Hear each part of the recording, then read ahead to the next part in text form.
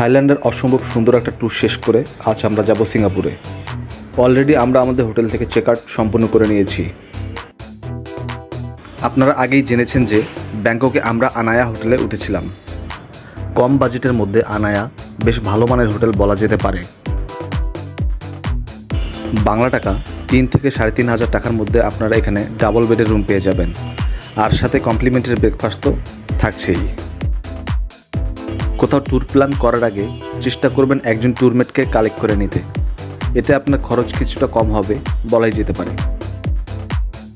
আমার মতো low budget tour plan করতে চাইলে এই হোটেলটা দেখতে পারেন। কিভাবে সবচেয়ে কম বাজেটের মধ্যে আমরা থাইল্যান্ড থেকে সিঙ্গাপুর ট্যুর করব তার সব কিছু থাকছে এই ভিডিওতে, তাই ভিডিওটি না টেনে সাথেই থাকবেন। যেহেতু আমি লো বাজেটে ট্যুর করে থাকি, তাই ট্যুর প্ল্যানটা একটু ভেবেচিন্তেই করতে হয়। আর আপনি যদি লো বাজেট ট্যুর প্ল্যান করতে চান, তবে সবার আগে আপনার এয়ার ফেয়ার আর লিভিং কস্ট কমাতে হবে। তাই সেক্ষেত্রে আমরা স্কট এয়ারলাইন্সের ইকোনমি ক্লাসের ব্যাংকক থেকে সিঙ্গাপুরগামী ওয়ান ওয়ে টিকিট করেছিলাম। আমরা ওয়ান ওয়ে টিকিট করেছিলাম কারণ এরপরে আমরা সিঙ্গাপুর থেকে মালয়েশিয়ার উদ্দেশ্যে রওনা দিব। আর আমাদের স্কট এয়ারলাইন্সের ওয়ান ওয়ে টিকিট প্রাইস পড়েছিল 6,500 টাকা। আমরা এখন আছি ব্যাংককের সুবর্ণভূমি ইন্টারন্যাশনাল এয়ারপোর্টে। সুবর্ণভূমি ইন্টারন্যাশনাল এয়ারপোর্ট থেকে আমাদের নেক্সট গন্তব্য সিঙ্গাপুরের চাঙ্গি ইন্টারন্যাশনাল এয়ারপোর্ট।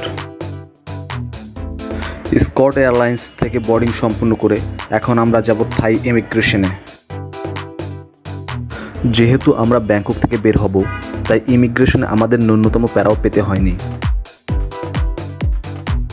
তাছাড়া আপনারা যখন অন্য কোনো দেশের উদ্দেশ্যে বের হবেন, অর্থাৎ যে দেশ ত্যাগ করবেন, সে দেশের ইমিগ্রেশন এতটুকু সমস্যার সৃষ্টি করে না। মাত্র 2 মিনিটের মধ্যে পাসপোর্টে একটা ছিল মেরে থাই ইমিগ্রেশন আমাদের ছেড়ে দিল। সুবর্ণভূমি এয়ারপোর্টটা ভীষণ সাজানো গোছানো একটা এয়ারপোর্ট। বিভিন্ন দেশে এয়ারপোর্ট দেখলেও এই এয়ারপোর্টটার প্রতি আমার ভালো লাগার একটা বিশেষ কারণ রয়েছে। এই এয়ারপোর্টের বিভিন্ন কোম্পানির চেকিং পয়েন্টগুলো ধারাবাহিকভাবে সাজানো থাকে। এর ফলে আপনি খুব সহজেই আপনার ফ্লাইটের চেকিং পয়েন্ট খুঁজে পাবেন, আর কিছুটা সময়ও এখানে সেভ হয়, যার ফলে যাত্রীরা বেশ স্বাচ্ছন্দ্য অনুভব করে এই এয়ারপোর্টে। ব্যাংকক থেকে সিঙ্গাপুর যেতে সময় লাগে 2 ঘন্টা 30 মিনিট থেকে 3 ঘন্টার মতন। আমাদের হাতে বেশ সময় ছিল, তাই এই সময়টা আমরা সুবর্ণভূমি এয়ারপোর্টটা ভালোভাবে ঘুরে দেখেছি।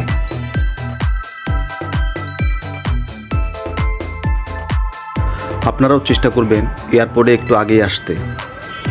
এর ফলে আপনারা যেমন মানসিকভাবে একটু শান্তি পাবেন, আর এয়ারপোর্টটাও ভালোভাবে ঘুরে দেখতে পারবেন।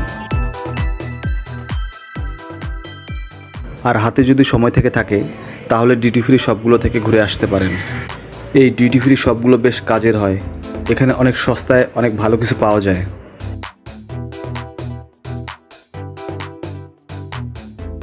বাইরের দেশে একটা জিনিস আমার ভীষণ ভালো লাগে, এখানে কেউ কারো আগে যাওয়ার অসম প্রতিযোগিতা কখনোই করে না। আমরা এখন গ্রাউন্ডের দিকে যাচ্ছি। আমাদের যেতে হবে গেট নাম্বার D8-এ। সেখানে একটা ফাইনাল চেকিং সম্পূর্ণ করে আমরা উঠব ফ্লাইটে। আর এই হচ্ছে স্কট এয়ারলাইন্সের সিঙ্গাপুরগামী সমস্ত প্যাসেঞ্জার, যার মধ্যে আমরাও আছি।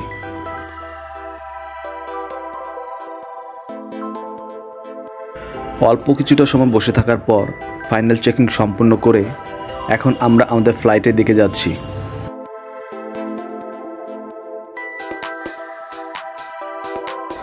সবাই কত সুন্দরভাবে সারিবদ্ধভাবে ফ্লাইটে উঠছে, যা দেখতে সত্যিই আমাদের ভালো লাগছিল।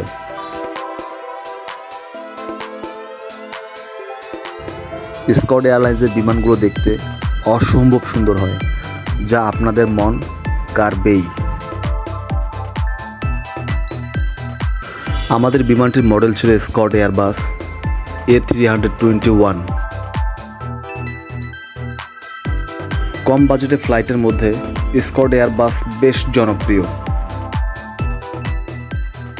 এই এয়ারবাসে আপনারা সকল ধরনের সেবা পেয়ে যাবেন, বাট তার জন্য আপনাদের এক্সট্রা পে করতে হবে। স্কট এয়ারে ওয়াইফাই ইউজ করতে চাইলে আপনাদের এক্সট্রা পে করতে হবে। আর পানি, ড্রিঙ্ক, খাবার খেতে চাইলে তো কথাই নেই। তাদের একটা বড়সড় মেনু রয়েছে, আপনারা চাইলে এখান থেকে পে করে pizza, burger, sandwich, cake, chicken fry, steak সব কিছু খেতে পারেন। আলহামদুলিল্লাহ 2 ঘন্টা 30 মিনিটের ফ্লাইট শেষে আমরা এখন সিঙ্গাপুরের চাঙ্গি ইন্টারন্যাশনাল এয়ারপোর্টে। আমি দেখেছি উন্নত দেশগুলো তাদের এয়ারফেয়ার কম রাখে, বাট অন্যান্য সেবাগুলো দিয়ে টাকা তুলে নেয়। আর আমাদের দেশে এর উল্টোটা হয়, সেবা তো নাই, বরঞ্চ টিকিটের জন্য অনেকগুলো টাকা নিয়ে নেয়। আমি আগেই বলেছি, স্কট এয়ারে আমাদের ব্যাংকক থেকে সিঙ্গাপুরে ভাড়া পড়েছিল 6,500 টাকা, যা অন্যান্য এয়ারে ছিল 7 থেকে 8,000 টাকার মধ্যেই। সিঙ্গাপুরের চাঙ্গি ইন্টারন্যাশনাল এয়ারপোর্ট কেন পৃথিবীর 1 নম্বর এয়ারপোর্ট তা এখানে নেমেই বুঝে গিয়েছি। এত বিশাল আর এত সুন্দর এয়ারপোর্ট হয় তা এই চাঙ্গি ইন্টারন্যাশনাল এয়ারপোর্টে না আসলে কখনোই বোঝানো সম্ভব না। একদিকে এই এয়ারপোর্টের বিশালতা, অন্যদিকে এর সৌন্দর্য, দুই মিলে যেন এই এয়ারপোর্টকে এক অনন্য মাত্রা দিয়েছে। আমার এ যাবৎকালের সবচেয়ে বেস্ট ইমিগ্রেশন ছিল সিঙ্গাপুর ইমিগ্রেশন। একটা সিঙ্গেল কোশ্চেনও আমাকে করেনি, শুধু পাসপোর্টটি স্ক্যান করে ছবি তুলে ছেড়ে দিয়েছে। সবচেয়ে মজার বিষয় হলো সিঙ্গাপুর ইমিগ্রেশন আগে বা পরে কখনোই আপনার পাসপোর্টে সিল দেয় না। অর্থাৎ আপনার পাসপোর্ট দেখে কেউ কোনোদিনও বুঝতে পারবে না যে আপনি কখনো সিঙ্গাপুর গিয়েছিলেন। চাঙ্গি ইন্টারন্যাশনাল এয়ারপোর্টে বিশাল একটা কৃত্রিম ঝর্ণা রয়েছে, আবার এই ঝর্ণার একটি নামও রয়েছে। চলুন ঝর্ণাটি আপনাদের একটু দেখিয়ে নিয়ে আসি। এই ঝর্ণাটির নাম জুয়েল। ভীষণ সুন্দর ঝর্ণাটি। যারা পৃথিবীর বিভিন্ন দেশ থেকে ট্রাভেলের উদ্দেশ্যে সিঙ্গাপুরের চাঙ্গি ইন্টারন্যাশনাল এয়ারপোর্টে নামেন, তারা এই ঝর্ণাটি ফ্রি দেখতে পারেন। আর যারা সিঙ্গাপুরের ভিতরে থাকেন তাদের 5 সিঙ্গাপুর ডলার দিয়ে টিকিট কেটে এই ঝর্ণা দেখতে হয়। জুয়েল দেখা শেষ করে এখন আমরা গ্রাউন্ডের দিকে যাচ্ছি, যেখানে আগে থেকে আমাদের গাড়ি পার্ক করা ছিল। এই এয়ারপোর্ট এতটাই সুন্দর যে এর সৌন্দর্য দেখে আমরা তো পুরোই অভিভূত। আপনারা যখন সিঙ্গাপুর আসবেন সময় পেলে অবশ্যই এই এয়ারপোর্টটা ঘুরে দেখবেন। আমার পরবর্তী ভিডিওগুলোতে আমি মালয়েশিয়া, মালদ্বীপ এবং শ্রীলঙ্কাকে এক্সপ্লোর করব, তাই আমার পরবর্তী ভিডিওগুলো পেতে চাইলে আমার চ্যানেলটা সাবস্ক্রাইব করতে পারেন।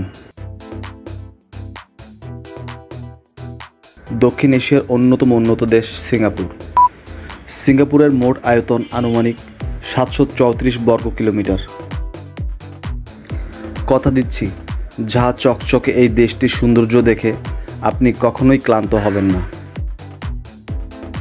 বলে রাখি, আপনারা যারা সিঙ্গেল ট্যুর করেন তারা চেষ্টা করবেন সিঙ্গাপুরে মেট্রো ব্যবহার করতে,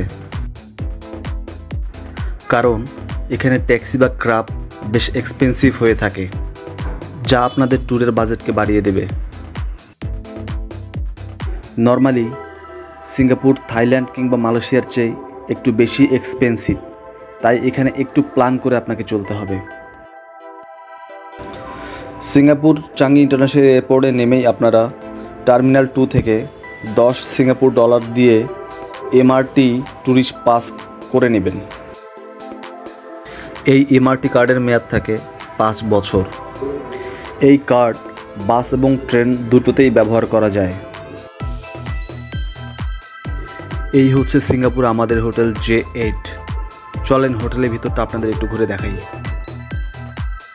আর একটা কথা না বললে নয়, সিঙ্গাপুরের ট্যাক্সি বা ক্যাবের সর্বনিম্ন ভাড়া হচ্ছে $8। যা আমাদের মতো লো বাজেট ট্যুরিস্টদের জন্য অনেক টাকা। তাই চেষ্টা করবেন ক্রাব বা ট্যাক্সিতে না ওঠার, তা না হলে সেক্ষেত্রে আপনাদের বাজেট বেড়ে যাবে। আমরা 5 জনের একটা গ্রুপ ছিলাম, তাই হোটেল থেকে আমাদের এয়ারপোর্ট পিক আপটা ফ্রি দিয়েছিল।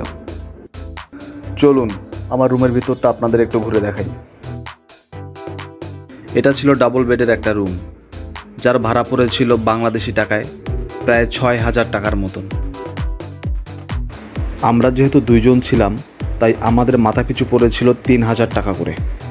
আমাদের হোটেল থেকে বাইরের একটা সুন্দর ভিউ পাওয়া যায়, চলেন আপনাদের দেখাই। আমরা সিঙ্গাপুরের লিটল ইন্ডিয়া এরিয়ায় উঠেছিলাম। এর একটা বিশেষ কারণ হচ্ছে এই এরিয়ায় বাঙালিদের সংখ্যা অনেক বেশি, আর এখানে বেশ কিছু বাঙালি খাবারের দোকান পাওয়া যায়। ভিডিওটি দেখার জন্য ধন্যবাদ। ভালো থাকবেন সবাই।